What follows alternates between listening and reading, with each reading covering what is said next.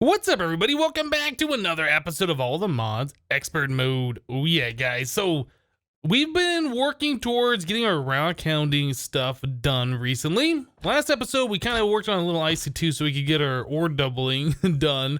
But yeah, we've been trying to get this going here. This is pretty much what's holding us back for progression of this mod pack right now. We're trying to get like chrome to make tungsteel so we could start making like the Ender IO machine, sag mill, these kinds of things, right?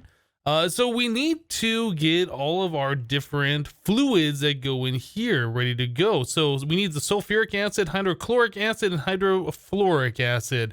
So off camera, I've been doing some stuff here. I got a lot more sodium chloride compound, but we can't do anything with this until we get sulfuric acid. Sulfuric acid will be made in this machine here. We need to get ourselves sulfur to go into this that'll mix with the water and make sulfuric acid. We have to take the sulfuric acid, put it over into this machine to mix it up with the sodium chloride compound to make hydrochloric acid. Both of those need to come over here, hydrochloric and sulfuric. I think we also have to put the sulfuric acid over into this lab oven with the fluorite bearing compound. So we need a lot of the sulfuric acid, right? So in order to get sulfuric acid, we need sulfur. All right, so I was kind of looking at different ways that we can get sulfur here. Yeah, here's the IC2 version of it. So in the centrifuge, if we put sulfate mineral or sulfide mineral, we can get sulfur dust at 100% chance. We can get tiny pile of sulfur dust at a 10% chance on both of them. Yeah, and they both give 100% chance of the stone dust. So it's essentially the same thing to get it this way. Another way that we can get sulfur is if we had like some more advanced machines. What else do we have here? Transmutation extractor. So gunpowder in the extractor will give us sulfur dust. I did go ahead and make another extractor in preparation for that, but we don't really have a large amount of gunpowder to put through the extractor yet. But we might set up a mob farm here pretty soon so we can start collecting gunpowder and doing it that way. That's another option. Let's see what else we have here. Compressor, tiny pile of sulfur. Yeah, and then when we get a sag mill eventually, we'll be able to do compressed netherrack or double compressed netherrack. Looks like we can do regular netherrack, blaze rods, sulfur, that, and coal. So yeah, we have a few different options a little bit later on, but right now our options are fairly limited. So I went ahead and I put a whole bunch of uninspected mineral through our mineral slicer here, and now we have all of this stuff. Okay, so we have sulfide mineral and we have sulfate mineral. So obviously, since we have 25 of those and only 4 of these, this is a lot more common. So let's take this and run that through. Oh, do we not have a centrifuge? I thought we had a centrifuge. Maybe we have to make a centrifuge. So a centrifuge from forestry is made with a sturdy casing, some glass, and some copper. Yeah, I thought we had a centrifuge, but I guess we never did set one of those up. Okay, well, that's not super terrible to do. I do believe we have everything over here ready to go. So let's go ahead and grab some of this glass. We're going to need that. Let's get some more in here. Let's see. We need copper and bronze, I think. Is that all we needed? Maybe. So centrifuge, this thing, one of those. And then we need one of these. Okay, so centrifuge, easy. We do need to get ourselves the connectors though and the wires because we don't have additional LV wire, I don't think. No. So we make that by putting the copper ingots. I think we just need 3 of those through our metal former over here to get the wires. I think we get 3 per, if I remember. Metal former on the extruding setting. Yeah, so that'll give us 3 of those. Let me take a look at that. So that's LV wire. And that just wraps around a stick. Yeah, eventually when we get the upgraded machine, we can do it this way. When we get the metal press and the metal press mold wire, we can get 2 of those per ingot. So it'll only cost 2 ingots per one of these things. But for right now, it's going to cost us a little over 2 for all of that, which is fine. Almost 3 ingots. Done. Okay, so we got that. Let's go ahead and make ourselves the LV wire coil real quickly. We need 1 stick. And this guy. Nice. All right, so we have the LV wire connector, LV wire coil. Yep, only thing we need to do is you'll place the machine down over here and get that sulfide, one of those in this machine. All right. So we'll put the centrifuge right here, LV wire connector, and from here to there. So that should get some power. Sulfide mineral is what we're doing. So we put that in there. I think that has to go through once and then over here, and then we get the stuff. I don't know why they changed it so it has to go through twice, but they did. I thought the sulfur dust was 100%. Is it not? Or does this go through twice? What is it doing? I'm confused. Does it have the ability to go through the centrifuge multiple times per piece to get more stuff?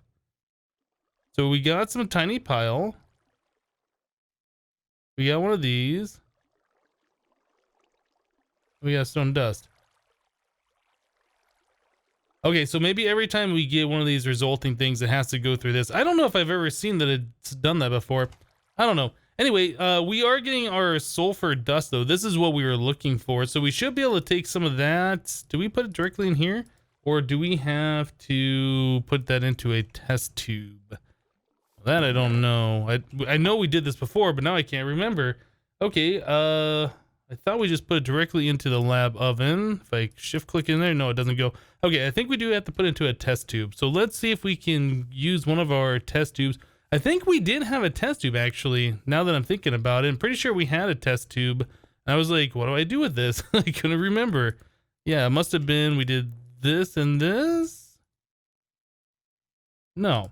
Okay, well, let me figure that part out. I know we did this once before, but it's been a minute since we touched these machines. Let me figure this out, and then we'll be back. All right, guys, so it turns out that you take a chemical flask plus 3 of the sulfur dust to make a sulfur-bearing compound. So I was looking up sulfur, and I saw this, and I was like, how do you make it? Yeah, so it shows it right here. I forgot. So yeah, we can use lapis to make this, and we can also use the apatite. And since the first time we've done this, we have collected some apatite. We should probably go apatite farming at some point in the future. But yeah, we can make a whole lot of the sulfur stuff just with this. Completely forgot about that recipe, but now I know. So maybe we won't be putting all of our sulfide mineral or sulfate mineral through the centrifuge, but that is another way that we can do it. And I'm pretty sure that'll probably be a way that we will be using in the future. But either way, we will want the centrifuge for later for bees and other such things. Okay, so now that we have this, we can put that right in there. Looks like that is slowly extracting the sulfur stuff out. And there we go, there's a little sulfuric acid. Okay, so I don't remember where we got this test tube from. I was thinking we get this as a result from these things. Maybe I had to make this specifically for something else.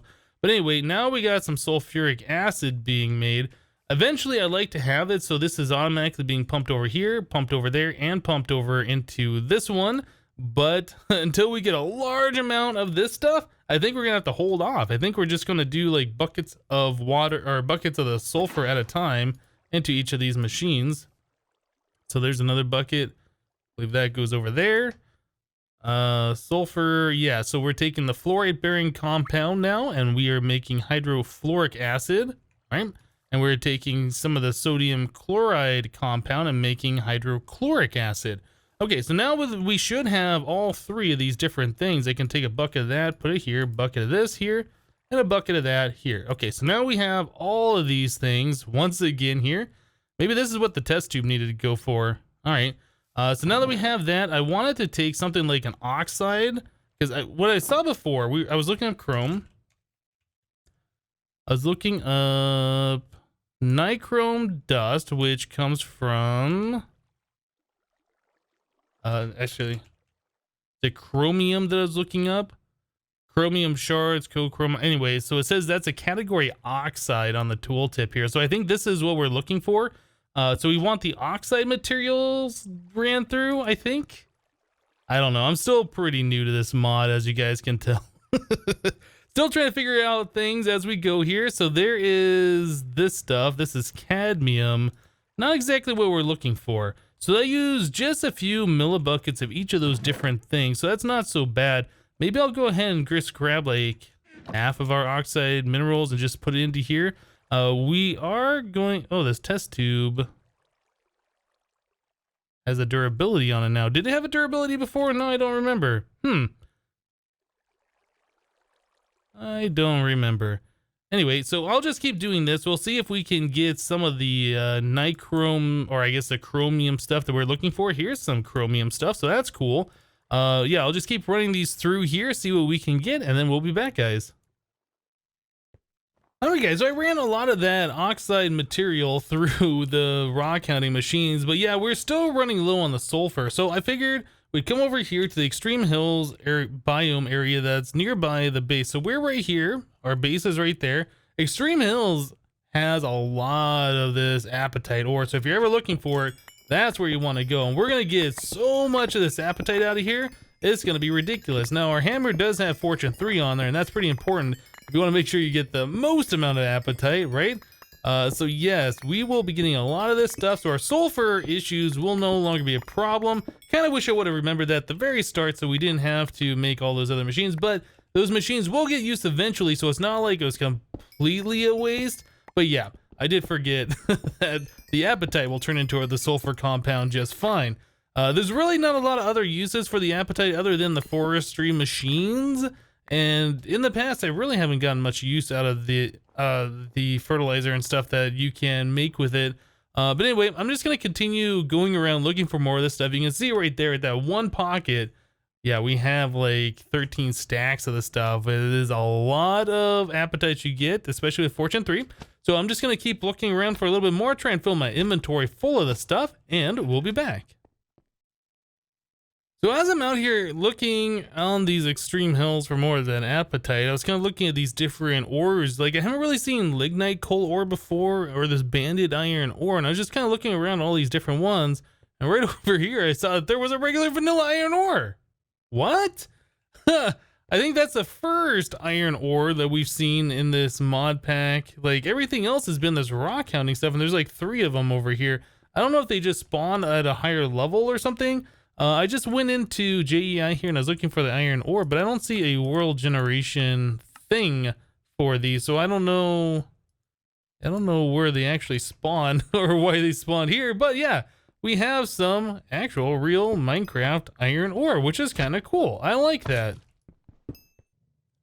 Alright guys, so I just went and I farmed up a whole lot of sand. Unfortunately, our macerator turning cobblestone into sand is just going to take far too long for the amount of glass that we need at the moment. So yeah, I found a biome over here. Yep, this right here, this little island. Yeah, this has got a really large beach and it's like 5 or 6 blocks deep of sand. There's another beach here, so I'll probably harvest this after I'm done. But yeah, you can see right here, I kind of worked my way around here. And I got a decent amount, really. I put in 4 stacks of sand into each one of these, or I guess in total. And then we have 1,300, almost 1,400 more sand right here, which is pretty awesome. We also have 1,408 of this apatite. So yes, we are doing pretty well on all of that stuff. So the next thing we need to work on is this carbon compound. This stuff will turn into syngas. But in order to make that, we need 2 of these cracked coal compounds, which is a chemical flask plus 6 coal. So yeah, we need glass to make these chemical flasks. I just made up a bunch of those, so we should be able to make some of these things. There's 10 of those. And you put those together and that makes this carbon compound stuff. Okay, so I haven't had a chance to try making this syngas yet. I was looking in JEI a second ago, like if we look at the uses, it just shows syngas being made from this with water. However, the machine we'd make that out of with this, oh no, that's right. I was thinking this one down here. This requires a syngas plus hydrofluoric for this machine. Sorry, never mind. So we should be fine. We just put this in here. We need to give it some power though. Looks like we are running low on this energized fuel blend. I'll steal some out of these machines. Some of this, there we go. And we will put that over here. Awesome. Okay, so that is now taking the carbon compound and making syngas. I assume this is just another fluid, not an actual gas. So we should be able to bucket it. Aha, okay, so we have a bucket of that, put it in here. And now we have hydrofluoric plus syngas in this chemical extractor. Now I have no idea how this machine works. So all the things that we got earlier from our mineral analyzer is down into here. So I assume the ones that we want probably are the ones that have the highest concentration of chrome. So this one's got 35, this one's got 35, and this one has 47. So we could try some of this chromite shards and see what happens. We put it into this machine. So let's put one here. Do we need a test tube? Maybe that's how that works. Okay, so let's take a look at a test tube. I forget the recipe for this. That is, oh, that's rather inexpensive. Just 3 glass. Okay. So yeah, we should be able to make one of those. Now, I don't know if we need a test tube for each of the different products that we're going to be getting. Maybe steal some glass out of there. All right, so hopefully this is just going to work. Hopefully, because I would really like to start working towards getting some of the tungsten or whatever so we can do some stuff. Oh, this also requires power, doesn't it? Can I steal some power out of here? All right. So we have a thing, and okay, so it does use just durability on the test tube. Now it shows that we have a little bit of CR and a little bit of Fe. I guess that's iron and chrome, right? So let's put another one in there. Actually, we'll probably need 2 more. Okay, I see how this is working. So it's filling up these different bars, yes, and then we get a chromium dust. Okay, so we want to go ahead and put all of that in there. Now, a thing that I am curious about in this machine is if we break it and then set it back down somewhere, do we lose all the progress for these different materials? It's possible. I kind of like how this works, though. This is kind of neat. It's kind of neat. All right, so we ended up with 4 of this chromium dust, and now the uses for that can turn into a YAG ingot. This, no, we needed... I think this nichrome ingot is what we were looking for. So we need 2 of them, and that makes 9 of these, and a metal alloyer. And the nichrome ingots, if I remember correctly, were used to make this heating element, so then we can start powering these machines with RF. That is what we need right now. Okay, so nichrome, again, that is, yeah, 2 chromium, some nickel, and some iron. I don't know if we have to make all that stuff through these rockhounding machines. We got some iron dust and we got this, so I guess we need nickel. Do we have anything over here that has nickel in it? Let me get rid of some of these things. All right, so we have chromium and copper, and then we have not a lot of nickel in this. Okay. Well, I don't know if we can just grind down some of the nickel that we have, like ferrous or whatever. Let me go ahead and take a moment here, see what I can figure out as far as that goes, and then we will continue on. So it looks like the nickel powder, the nickel dust that we need can just be made out of the nickel ore that we found in the world. I believe that's immersive engineering. So I just ran some of those ores through our macerator over there. And yeah, so now we have some nickel grit. We have 2 chromium dust and 1 iron ingot. These should be the correct recipe in order to make these nichrome ingots here. And it looked like we get 9 per recipe, which is pretty awesome. We do need this ingot pattern, however, and this is the thing that I forgot about until just now. So let's go make ourselves an ingot pattern, and then we'll check out using that alloy smelter over there. Kind of interested in seeing how that works. I assume it just works like a furnace, but you never know. A lot of the things in this mod have been different so far, so let's take a look at this one more time. So we need to get ourselves ingot pattern. Let's search for that. All right, so the ingot pattern is made with an item grate from Dark Utilities. So that is stone, trapdoor, and an iron bar. So we have that, stone, and then we need a trapdoor, which I believe is just 6 planks like this. That is spruce trapdoor. Will that convert? Okay, so there's regular oak trapdoors. And then we can do one of those. Nice. Plus we need an iron pressure plate. All right, so that should be pretty easy. So one of those, this, and that. Like so. No? Oh, wait, no, not this. Where's the other thing? This thing, item grade. Okay, so there's our ingot pattern. Cool. All right, so now that we have the ingot pattern, hopefully that doesn't have a durability that'll just last forever, and then we can just use our metal alloyer to make these ingots all the times that we want to. So place that there, and then we need to give this thing a little bit of power, it looks like. So I'll steal some of the energized fuel blend from over here. Do one of those. And yes, that looks like that is all we needed to do. Cool. All right, so there is 9 nichrome ingots. That feels good. Actually getting something done with this rockhounding mod. So those nichrome ingots, like I said before, will allow us to get the RF to power these machines. So we search for the energized fuel blend. Right next to it, it says, yeah, allows rockhounding machines to accept RF instead of needing the energized fuel blend. So we need it for the heating elements. So it is 5 of nichrome plus 2 of those. And then we take that and wrap that with some iron. So we are pretty much there. We just need to get ourselves a way to move power around. I don't know if the cables will stretch over here or if we'll have too much power loss. Yeah, these are things we're going to have to start looking at. But being able to power those machines without having to make the blend, that's going to be really awesome. All right, so let's start making these. I'll make 3 of those up right now. So there's that. The heating elements, and we have to wrap that with iron like so. Awesome. All right, so there. Ooh. Okay, no, I didn't. I thought I messed up. I was like, oh, what did I do? So now we have 3 of those. We should be able to put those in the machines, I assume, where we normally put the energized fuel blend stuff. If I just scroll it up there, yeah, it goes right here. Okay, so now that we have that, we can take the power off this. I really did not mean to do that. Just go set that back.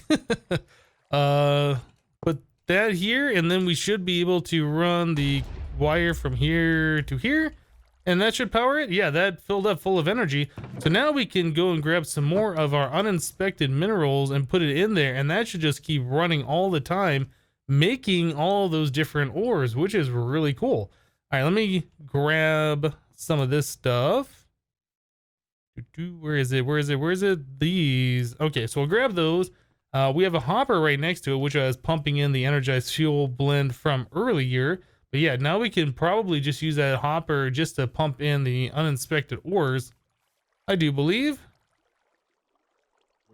Looks like it. Okay, so those are filling up. This is doing its thing. We are using RF power now instead of what we were using before.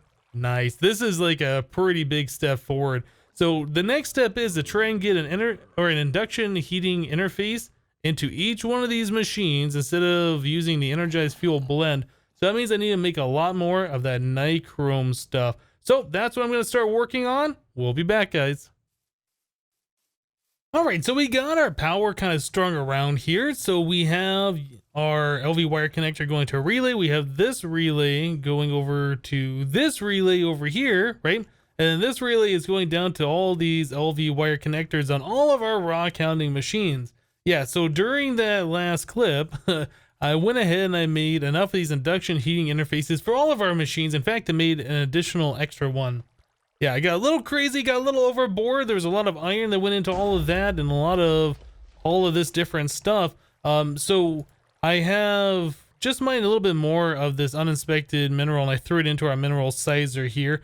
You can pipe these the grinding gears in through the hopper. Yeah, we just had one break and this one just got pushed in through the hopper.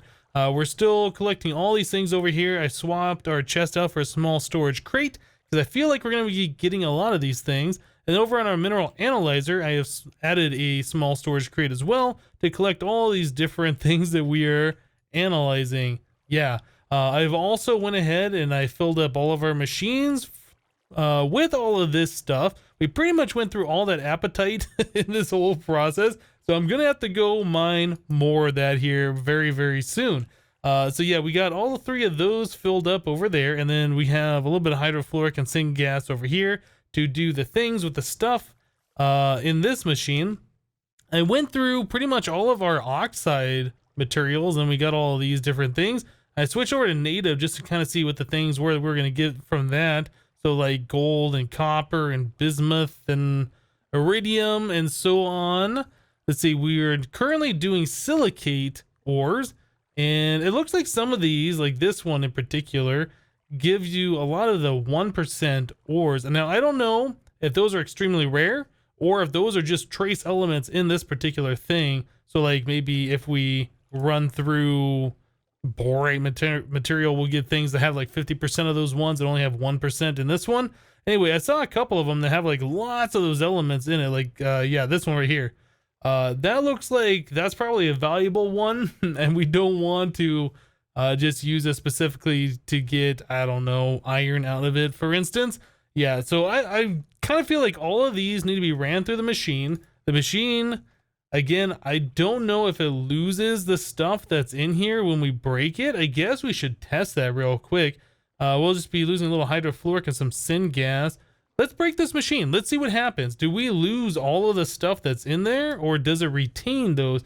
I need to know this, so if I want to move this machine later. So we'll break it. We'll place it back. Right there? I think I put it right there. Oh yeah, okay, so it retains everything except for the fluids. Okay, so we lose the fluids, but we don't lose this stuff. And that was kind of what was important to me, because I don't know if we're supposed to run those through now or just wait until we need them. So it kind of feels like we just start running all of these different things we've collected through the machine, and as it fills up to 100% on each one of these elements, we'll start getting those dusts. Seems pretty easy, seems pretty awesome. It was definitely kind of complicated to get here with all of the stuff that was involved, but now that we can power these machines off of RF, yeah, that really simplifies things a whole lot. All right, guys. Well, I tell you what, I think we're going to wrap the episode up here for today. Always those random explosions. Yeah, we'll wrap the episode up here for today. It feels good getting all these things ran off of power. So now the only thing we need to do is just collect the base resources like the granite, so we can get that fluoride compound and the salt, so we can get the sodium chloride and etc, etc. But yeah, getting all these things going, this is going to allow us to start progressing into better tech mods, into like the more standard tech mods like Ender IO, which I'm really interested in, so we can get some dark steel armor with maybe some night vision, so we don't have to worry about it being nighttime. Anyway, guys, that's gonna do it for today. Thank you guys for watching. Remember to leave a like on the episode if you liked it, and we'll see you next time. Thanks for watching, guys. Bye bye.